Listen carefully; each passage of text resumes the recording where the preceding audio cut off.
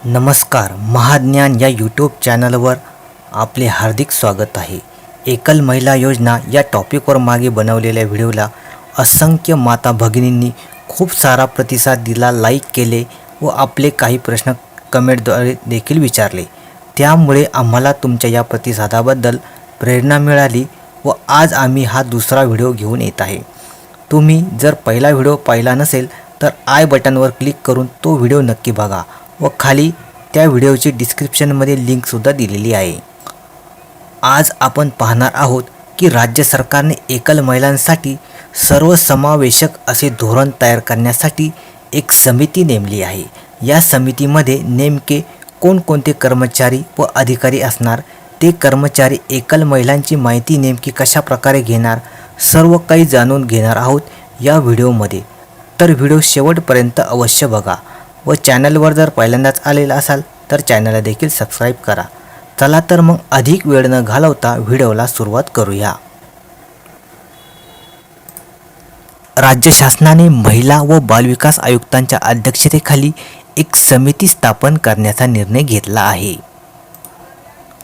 1994च्या महिला धोरणाप्रमाणे एकल महिलांकरता स्वतंत्र धोरण ठरवणारे महाराष्ट्र हे देशातील पहिले राज्य ठरणार आहे. ही समिती एकल महिलांसाठी सर्वसमावेशक असे धोरण तयार करणार आहे. या धोरणामुळे स्वतंत्र महामंडळ, कौशल्य विकास प्रकल्प, शासकीय योजनांमध्ये प्राधान्य, आरक्षण तसेच कर्ज प्रकरणांना चालना मिळणार आहे. राज्यातील एकल महिलांना सन्मानाने जगता यावे, त्यांना सरकारी योजनांचा प्रभावीपणे लाभ मिळावा आणि त्यांच्या हक्कांचे संरक्षण व्हावे, यासाठी हे धोरण महत्त्वपूर्ण ठरणार आहे. या समितीद्वारे एकल महिला योजना आणि कार्यक्रमांचा आढावा घेऊन त्रुटी, अंमलबजावणीतील अडचणी आणि आवश्यक सुधारणा सुचवण्याची जबाबदारी या समितीवर सोपवण्यात आली आहे.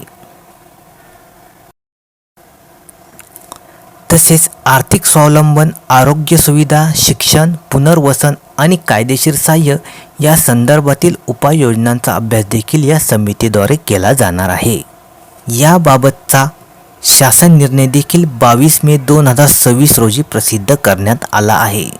आगामी काळात समितीद्वारे सर्वे चालू झाल्यानंतर त्यावर देखील एक व्हिडिओ बनविला जाईल.